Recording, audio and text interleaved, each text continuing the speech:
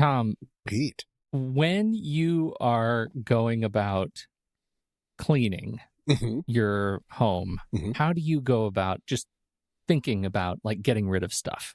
Getting rid of stuff? You meaning like doing a clean out? Yeah. Like a clean out. Ever since I moved to this apartment, and that was years and years ago, I did such an enormous purge from my old apartment to this one that I really got into, what's her name? Marie Kondo. Marie Kondo. She sparks joy. Know that she wasn't around yet when I moved, or she was, and I don't know. And clearly I didn't even know her name just now.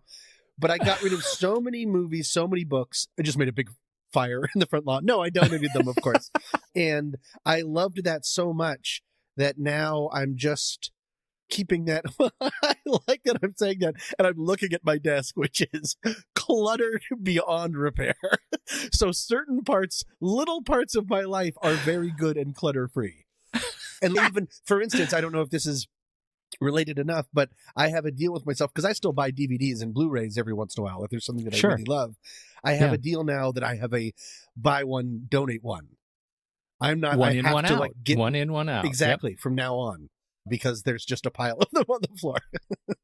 How about you? Why do you ask? How's that going for you? Great. It doesn't count if the one out is a pile on your floor. It does not count. You have to actually get it out of your house. Well, that's the rule. My trunk is filled with DVDs. I'll donate them soon enough. We are in the middle of a purge at our house. It's the 2021 purge. And what we do in the month of January is every day of the month, you have to give away that number of things in your home. You have to declutter that many things. 1 through 12. And 1 through... 31. It's the month of January. Oh, the days. I thought you were going each month. Oh, got it. No. What kind of purge is that? Over the course of a year? Goodbye, pencil. I know. You would never get anywhere.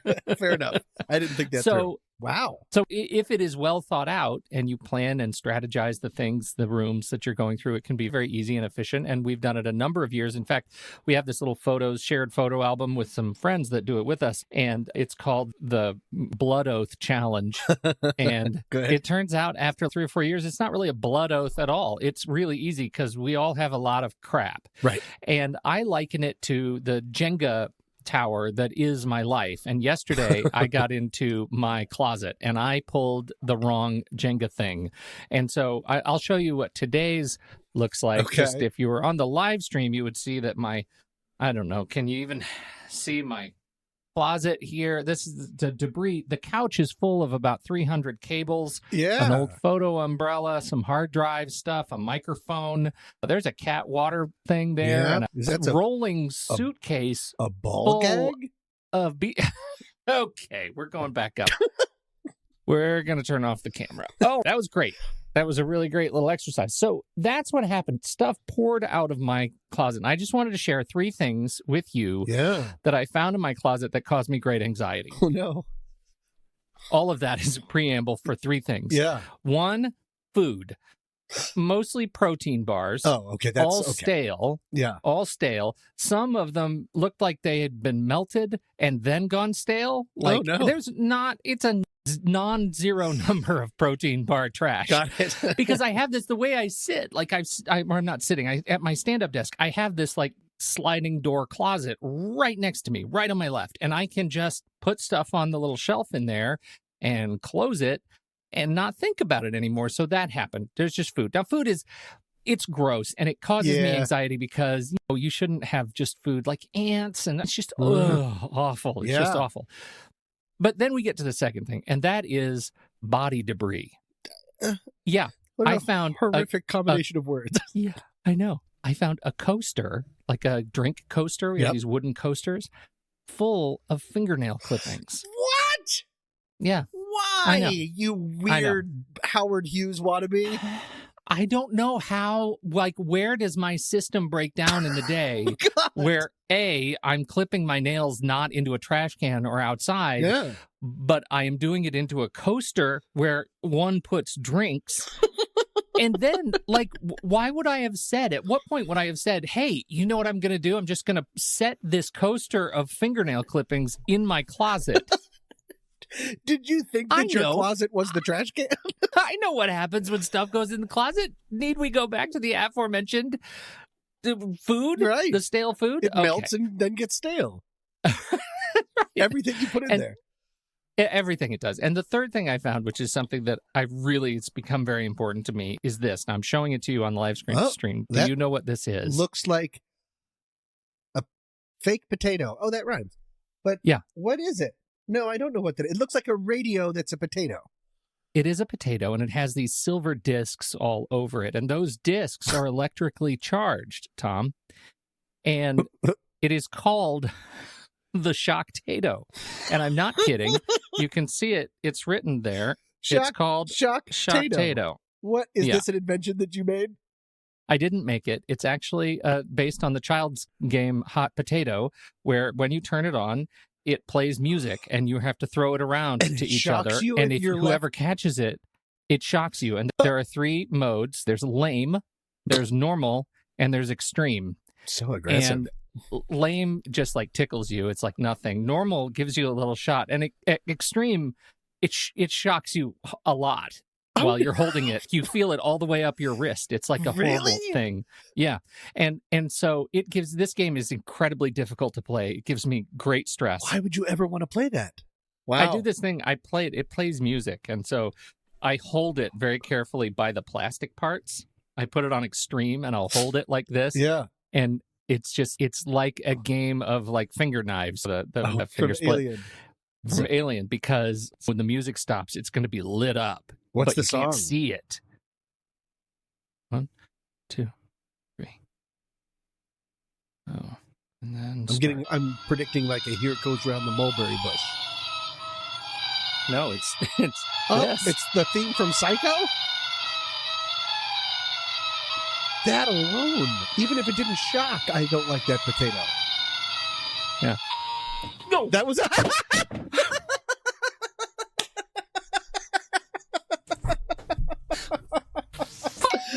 Oh no! Shocktato for the win! That literally just happened. Oh no, are you okay? You Shocktated yourself. Oh my God. Oh no, Pete. You've been Shocktatoed. I gotta. Don't pick it up. Just kick it out the door. It's the song. I don't know. I don't know why. I don't know. And I'm the one who bought it. I bought it as like a family gag gift for Christmas some years ago. Look, all these things give me anxiety. I'm an anxious person. And like finding them again, it has caused great stress again and thought spiraling and horrible things. And also a potato that you hold in your hand and shocks the shit out of you if you don't give it to someone else in time. It seems like the perfect mascot, not only for this show, Tom, but anxiety writ large. Fuck you, anxiety. Go shock someone else.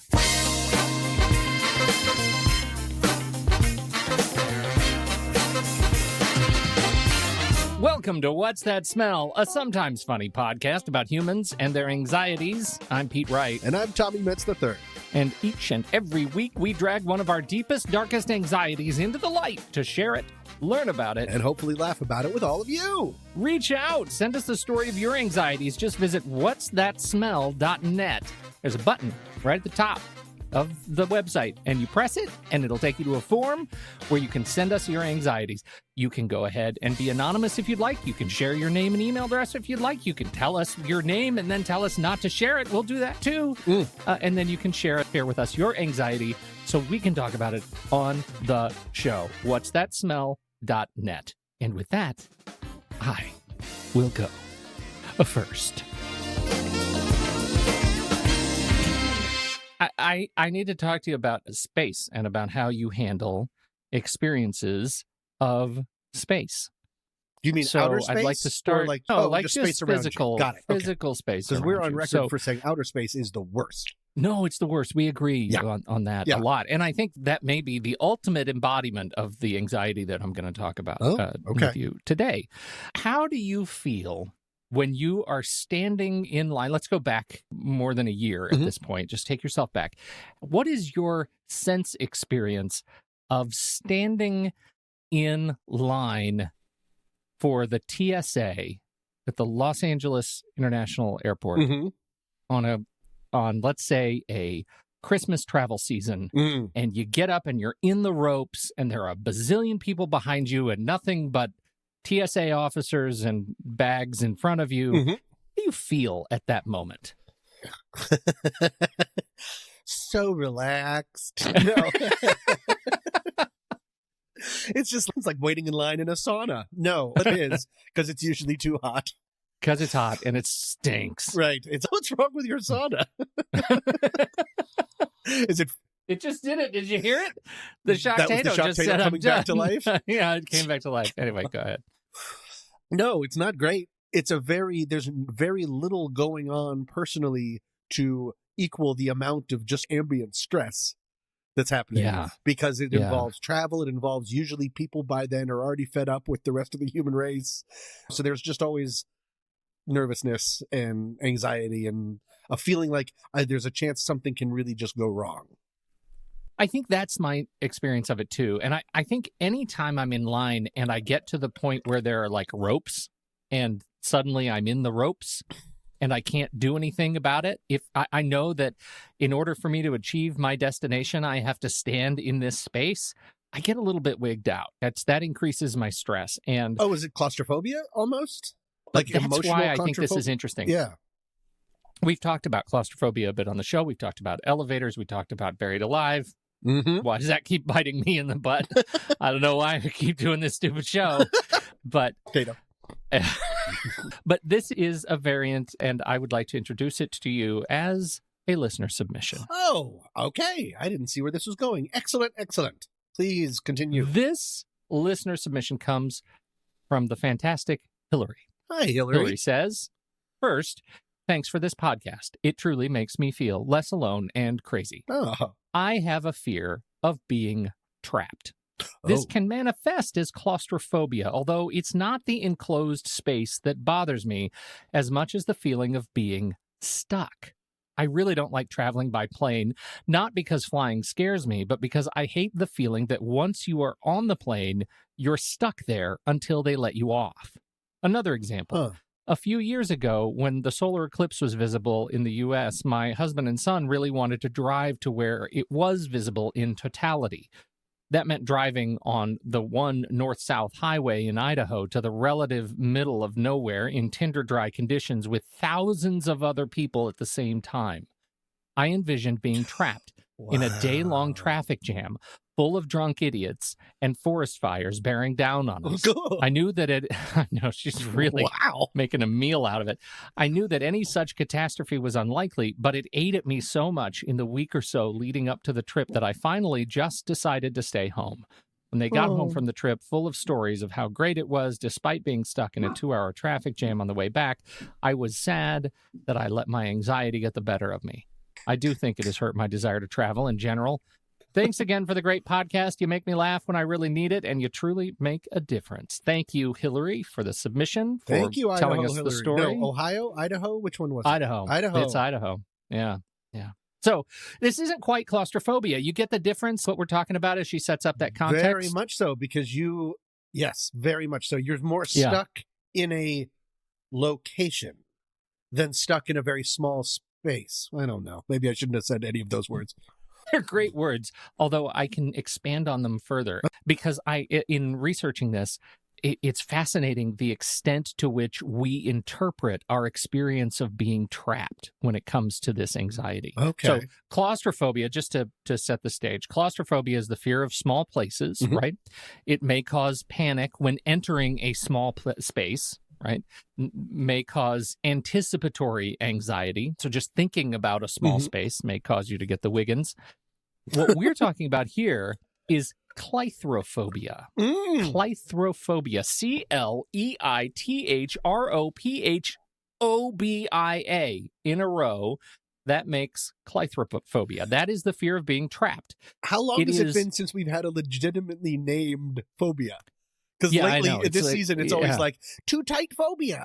Come on, guys. Use a word. Make up something. Okay. Yeah, so they've come up with this word. It is the fear of being trapped. You might be completely fine with small spaces, provided there is a visible way out. Huh.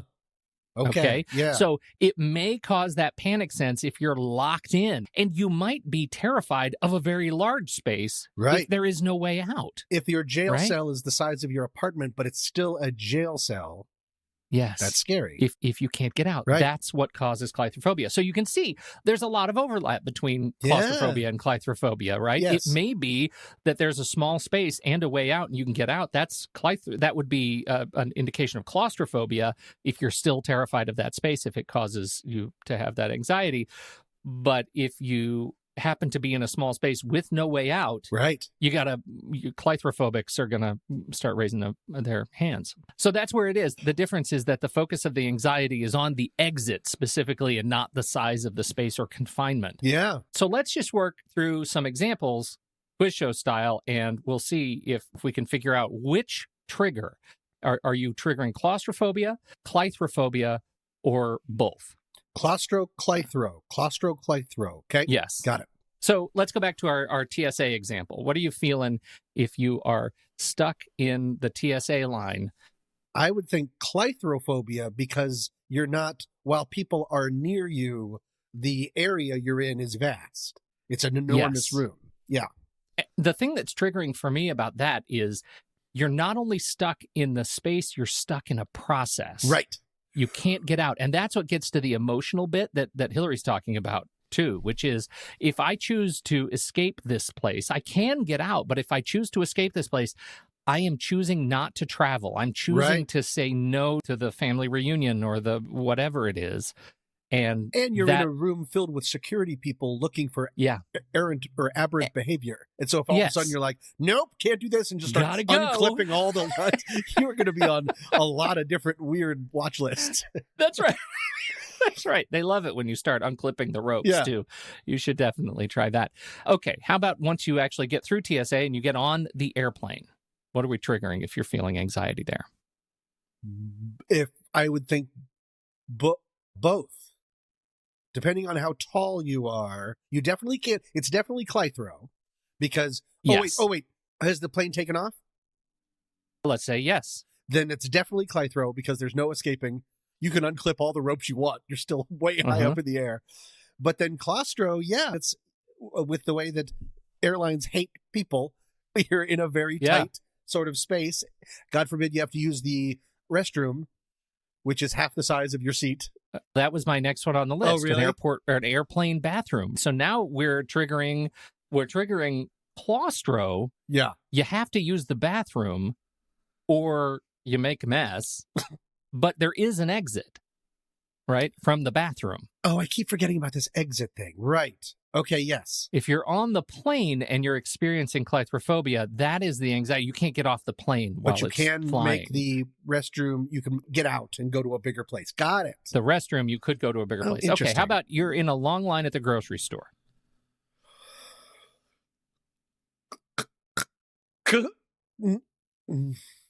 Would it be Neither. triggering for you really at all? Neither. Okay, that's fine. How about this? Am I though? talking This for is the one me, that is or am I triggering talking me. for like a proverbial?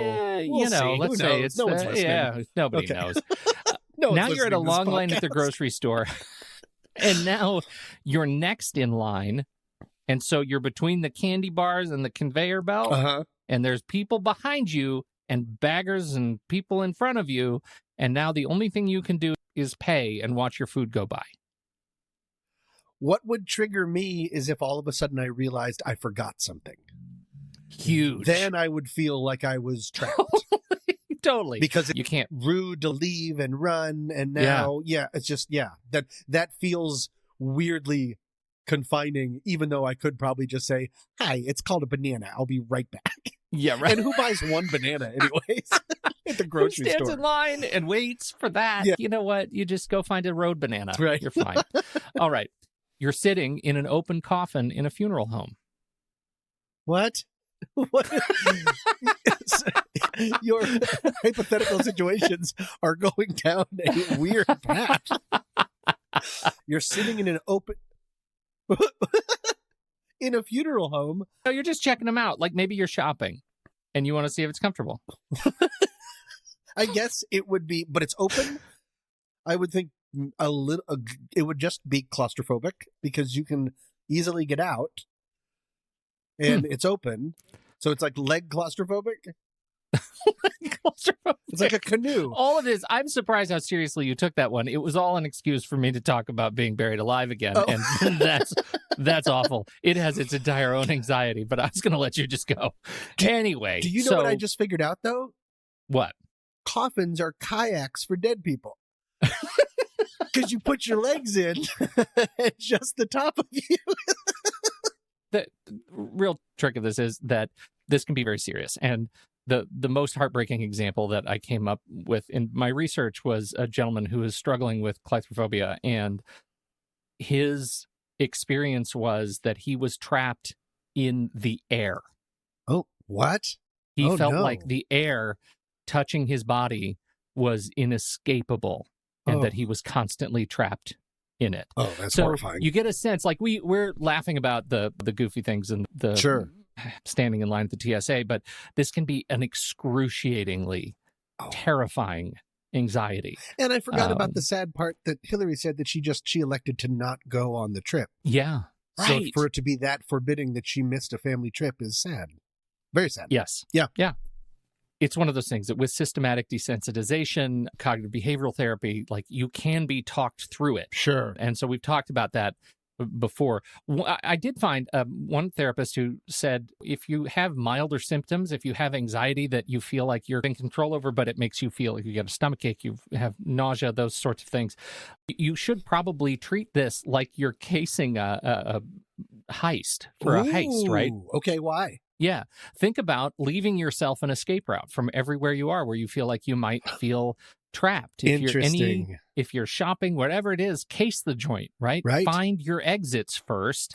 If you feel like there's an issue with the bathroom door that you're in and your bathroom door lock sticks, maybe go in and open a window just so you know that if worse comes to worse, you've tested the exit. And you could get out that way. If you're going into a building, make sure you maybe drive around the building and look at where the exits are and make sure that there are places to get out. If you're in a crowded movie theater, if we ever do that again, make sure that your theater has an exit that is nearby. Those things, even if you don't have to sit next to an exit in a movie theater, they're still just affirming. Knowing it's there, it is affirming. That is exactly what it is. And it'll make you feel calm in certain situations and allow you to take more of a part in the event and not be overwhelmed by the anxiety. In some cases, you may just need to have some sort of a medical intervention because you're trapped in air. That's a thing that's truly debilitating. There is one last trick that I read about that I don't believe we've ever talked about on this show. It was new to me. It is called the thought stopping and controlling obsessive thoughts tool. Kind of ran out of steam there. Yeah, okay. I did. That was not a good headline. Make an acronym of that. TSCOTIG. Oh, the ticker. Yeah. Okay. So I thought this was good, and I think this would work for you because you'd spend a lot of time talking to objects. So you won't be seen as an oddball at all when you're doing this. So one, when you experience a recurring thought, I admit I'm going to struggle getting through this now because I'm imagining you do it. When you come up with a recurring thought or something that you want to stop, whether you're standing in the grocery store looking at your Oreo cookies, or maybe you're in the deli, a crowded deli, I want you to yell, "Stop," loud with your mouth hole. Because out loud. Yeah. Yell "stop," because yelling "stop" creates that sensitivity cycle, right? You're hearing it not from your inside voice because if you're having an obsessive thought spiral, your inside voice is the one you're already trained to ignore. Because the spiral is a spiral for a reason. But if you're in control of yourself enough to hit that outside voice, you'll hear the voice as someone else. So yell "stop." Number two, Yep. Negate the bad thought in a positive way by exchanging the negative thought for a positive one. Replace I cannot or I will not with I can or I will eat you, Oreo cookie. Don't worry. I will be your best friend, Deli. I'm saying this out loud, right? Okay, yeah, good. this all is out loud. Okay. Take a deep breath or learn a breathing relaxation technique to help you relax instead of feeling anxiety, and say the peaceful thought out loud or in your mind repeatedly until the bad thought disappears. Again, emphasis on out loud. You want to create that loop. You want to hear the other voice. If I did, I would go something like, "Stop! I love you, Deli." Is that what we're? Yeah, that's what it's going to sound like. No, you nailed it in one. Tomorrow I at the can't store? believe it. Tomorrow, yeah, at the store right now. You're doing great. You nailed it. Complete these steps every time you notice a recurring thought. That's it. Thank you so much, Hillary. You're amazing. And I hope that you have a chance to chuckle along with us a little bit and not fear the TSA so much, and try not to get a middle seat for sure, because they're the worst. Pete, you gave me so many hypotheticals. Can I give you one? And you can tell me if it's claustrophobia, other? No, I don't think so. I feel like this is a setup, and we've been doing this long enough that I should know better. Can you, here, okay, so here it is. What if you are trapped in a Shocktato?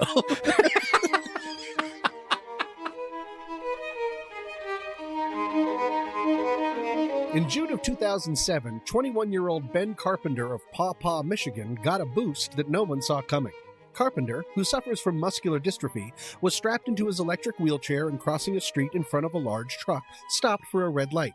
Carpenter was still in front of the truck when the light turned green, but was too low for the truck driver to see him, and the truck headed out.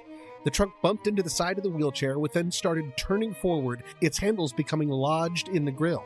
This began Mr. Carpenter's wild ride, where Carpenter and his wheelchair was pushed about 3.5 miles down the Red Arrow Highway at speeds of over 50 miles per hour. Eventually, other motorists were able to flag down the shocked truck driver, and the wild ride came to an end.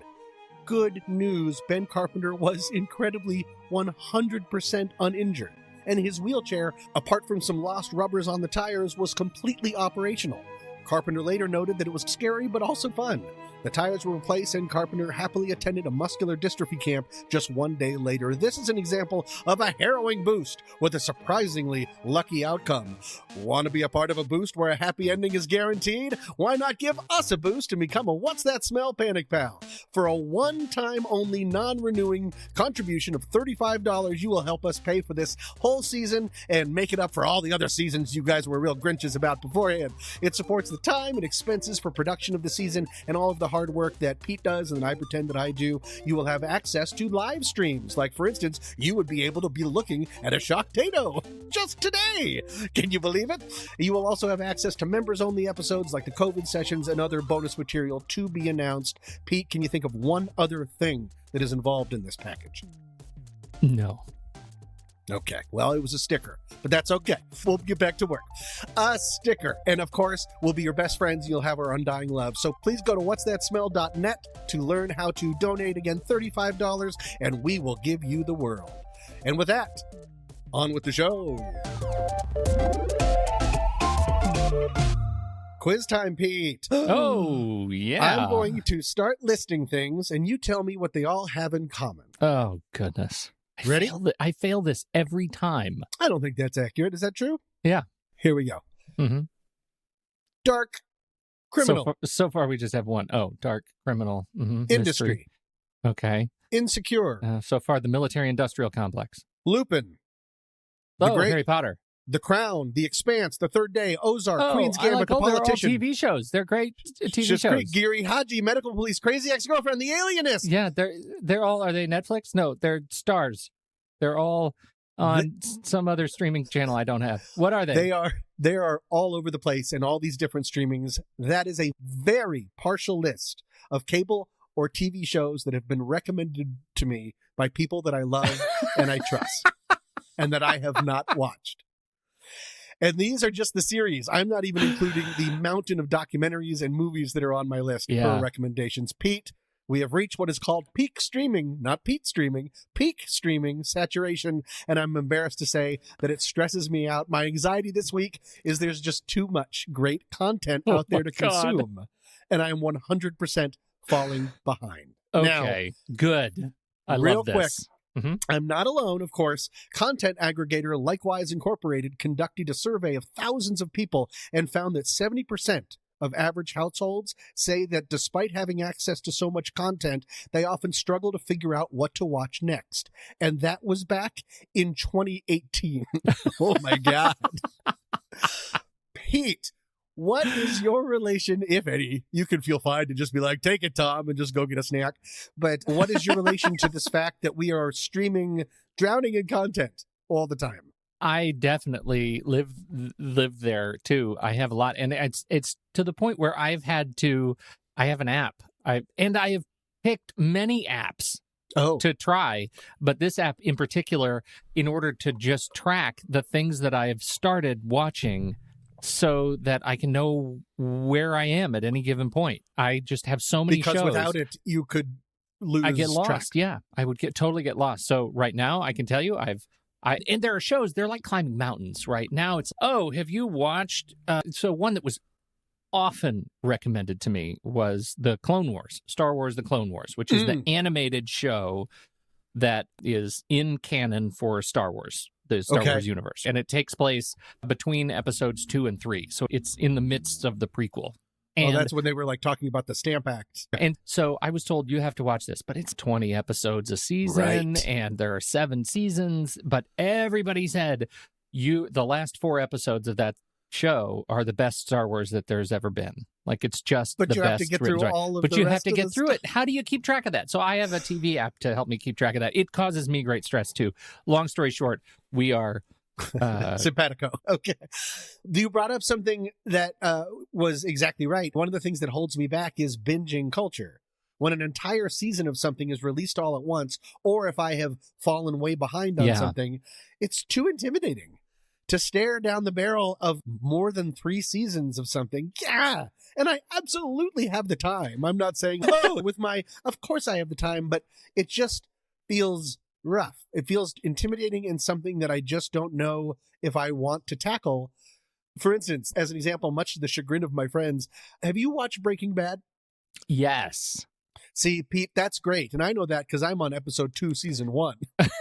And I've been there for years. I even know the language of the show because it's trickled down through other things. Say my name. I'm the one who knocks. Heisenberg. I don't know what any of that means, Pete. I just know those phrases. I literally don't know a single what any of that means. Heisenberg. I don't know if I'm getting there. But the thing is, I didn't watch it at the time. One of the reasons I didn't watch it at the time is actually my late grandfather, was going through cancer. And when it started, it's cancer adjacent, the show is. And so I just didn't want to watch that. And then I just fell way behind and I've never caught up. And I'm just staring at it. It's on Netflix. It's at the top of my queue. And it will be there potentially for the rest of my life because I don't feel it's too hard for me to go I miss the weekly release schedule. Yes. That's what I miss. Yeah. If I wish that there were just more shows that I cared about that would release every week, because then I feel like I'm on top of it. Do you wish that they could say, like, you could go into Netflix and say, only show me 1 episode at a time. Don't even show me how many seasons there are or whatever. Just show it to me as if it was. That would be an amazing Netflix tool. If I could just say Breaking Bad, like, because then I'm not only show me season 1. I'm staring at 1. Yeah. And then whatever day I start Breaking Bad, it will not show me episode 2 until that same day next week. Somebody would be great. Intern, you need to get writing on that. Or you can do an entire season in pill form. You took a good idea and made it weird. One of the things that this leads me to, and I wanted to check with you, it doesn't sound like maybe you do this, but because I feel so overwhelmed and that I'm already so behind on stuff, and I'm a nervous person, and storming of the Capitol, one of the things that I do too often is I go back and rewatch movies I've already seen, which I love rewatching movies. That's important, but I'm doing it for comfort. And it's instead of being able to choose something new, and all of those shows that I just said are just passing me by. Yeah. And I really desperately want to watch them, but it's just really hard. Yeah. No, there's totally a real mental block. For me, that show right now is For All Mankind. What is that? It's an Apple TV Plus show, space Okay. alternative future or alternative history space race. And Well, that sounds great. yeah, it sounds great. Add it to the list. Oh my goodness. No, I totally get that. And if I could, because of that, I cannot count how many times I've seen the movie Ronin with Robert De Niro. It is my comfort Ronin. movie. I love Ronin Yeah. so much. Draw it again. Draw it again. Yeah. Right. Here, and they kill each other in the crossfire. That's always the great. Yeah, that's a great movie. I like We're that going to movie. need cars. It's going to have to be something with a little shove to it. Oh, I love that line. It's got a little shove to it. So that's the same thing. Because if you tell me, like my wife and I used to watch Grey's Anatomy. Oh, that hospital drama. Meredith Grey and her comings and goings. Amazing show. And then we got off kilter right around season 7. Yeah. I am not going to watch 300 episodes to catch up Right. to present. I'm not going to do it. McDreamy's not even on the show anymore. What? I don't even know what to say about that. Who is Mick? Dreamy. Flurry? McDreamy. Oh. It's not McFlurry. Okay. It turns out the whole show she has a McDonald's addiction and an eating disorder, and she just can't stop eating McFlurries. That's what it's about. What if anybody asks you, tell them that. Yeah. It's going to be great. So there's two things going on. There's too much different things, and then each one has too many episodes. I found something interesting that I think relates to all this. In 2000, psychologists Sheena Indiar and Mark Lepper from Columbia and Stanford University published a study about jams. Here's how it worked, real quick. On a regular day at a local food market, they set up a display table with 24 different kinds of jams. Then on another day, at that same food market, people were only given 6 different types of jam choices. What was the difference between those 2 days? What? Do you have a guess? And a jam I have fight no is not the idea. answer. No, Okay. yeah, because you've already set me up for that. I have no idea what would be different. What were they even testing? They found that while the big display table with 24 jams generated more interest, people were 10 times less likely to make a purchase, to purchase any jar Because of jam. they had too many. There were too many jams. Having too many options paralyzes the consumer. Yeah. So they were more interested. They showed up and they're like, hooray, hooray, jam party. And then pump up the jams. What? Yeah. So that's one. Too many options paralyzes the consumer. You go back and watch Ronin instead. Yes. There's another thing that's going on. And I want to see what your thoughts are about it. I'm sure this is like a well-known thing that people have already said, but this just occurred to me. So I get the credit for it today. I'm the captain now. It relates to the social situation of watching. Other than flashes into the pan like Tiger King, which I still haven't watched it. I haven't watched Tiger King. I'm never going to watch it. I'm so No, glad I will people never stopped see talking it. about Tiger King. Thank God. people stopped I know more about Breaking Bad than I do about Tiger King. There are no real water cooler shows anymore, meaning there's not any one thing that everyone is watching. And so in order to participate in shared culture, there's 9 streams. You just have to choose one. And becomes like a loaded choice of what if you spend like 22 episodes on something that's just okay, and then everyone else watch something else. Yeah. Then you're just stuck on an island of who cares. So that's another thing that I think is going into it. It's a loaded choice. There's more pressure on what to choose. Somebody should have told Netflix that as they announced their 2021 major film slate last week, right? With 70 movies, more than a movie a week. Is that true? Yeah. I didn't even know that. Yeah, Oy. featuring all of them have Academy Award winners and huge box office stars. They're just major properties. And I will not watch all 70 of those movies, Tom. I just won't. No. There's too much. There's too much to watch. And I totally What if get there were it. 70 remakes of Ronin? I would watch every one of those. I understand. Yeah. No, I already know how it ends. There's necessarily no real big answer to this. And it is a problem it's embarrassment of riches. It's better than having no content. But there is one thing that I saw, because I didn't want to go too research heavy into this, but there is something that I saw that might help as far as your mindset, because it made sense to me. Have you ever heard of Nobel laureate economist Herbert A. Simon? Have I? He's my uncle. Oh my God. Okay. Uncle Simon classifies consumers into 2 groups, maximizers and satisfiers. Can I just explain what each of those are very briefly? Please, I have delusions of maximizing right now. Maximizers share similar traits to perfectionists. They want to know for certain that their choice is the best one available by considering all the other options. But of course, with streaming culture, that's impossible. It is impossible to sift through millions of shows in a streaming platform's library. That's impossible. On the contrary, satisfiers don't stress over the quality of what they have chosen, nor do they compromise their standards. They usually just stick to their first choice that suits them and stops exploring further. Thus, they end up feeling more satisfied with the outcome. One of the things that I'm going to try to do as I move forward, maybe to season 1, episode 3 of Breaking Bad, is to try to take off some of that pressure. There is no shared culture fully. There's shared fragmentation of culture at all. And just find something that I watch. I think I'm letting my consumption control me sometimes. Everything is fine. You don't have to watch everything. And even if we do miss something like a huge event like Tiger King. Remember Tiger King? I know more about Grey's Anatomy. The thing is, now nobody talks about it. It's just gone. It's gone. And they're planning a movie for it. I don't care about the movie I don't care either. about that, yeah. One of the good things is that things are just moving so fast that you can just go on to the next thing. What's funny that you say that. Like, I think I am a third group, which I am both a maximizer and I'm a satisfier. Yep. Yeah. That was number 2. But you put those together and you become a completionist, right? Oh, dangerous. It's very dangerous. If I start something, I feel like I have to finish it. I have a moral imperative to finish it. And so when I start season 1, episode 1, that's the only thing I'm watching. That is the only thing my time will be taken up in. So that's how I can get, that's the binge curse. But it's also I'm not just binging something on a Saturday, Sunday weekend, just watch the whole thing.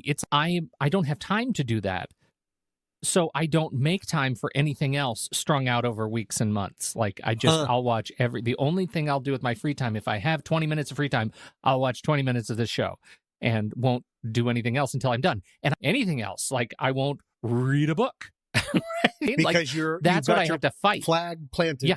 Yeah, in this one thing at a time. I have to finish it, and once I'm done with that, then I can move on to something else. And if I have an audiobook going, I will listen to the whole audiobook before I can start another bit of media. And I think it's frustrating. It's so frustrating. Also would lead to the intimidation, and the reluctance to start something new because you're just on an island. Yeah, right.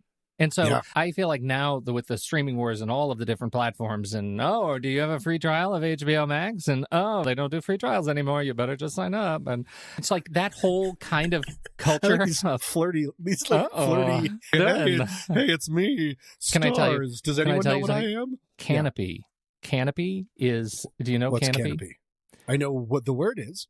Canopy is the streaming service behind library access. I mean, like public library access. Oh, Canopy spelled with a K. I did know that. Right. Why do I know that? I love Canopy because it is the only service, I think it's the only service that allows you to watch films at speeds other than 1x.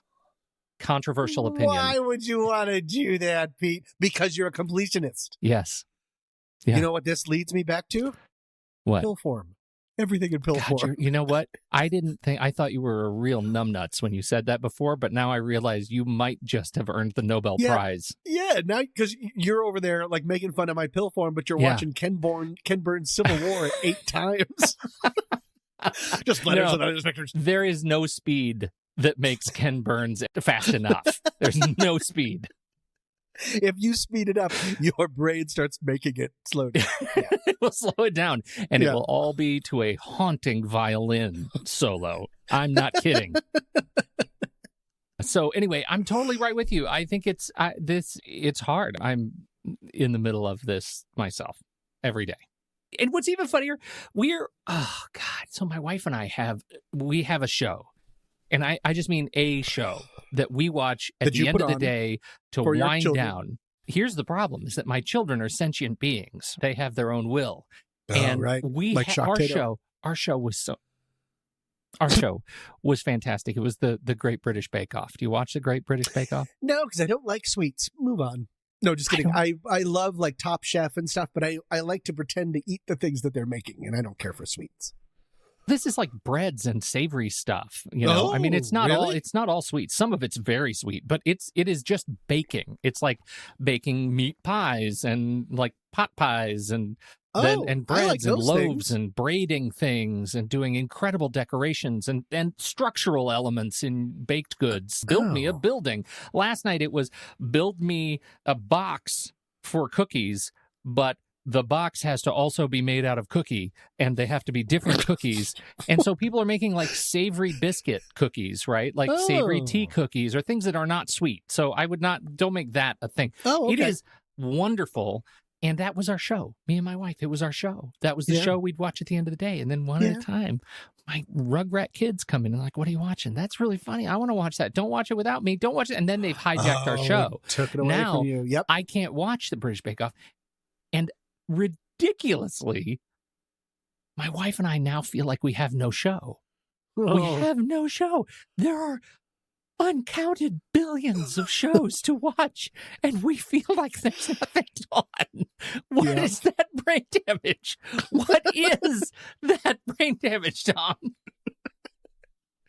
Well, now instead of having your show, you can have your pill that just you and your wife take.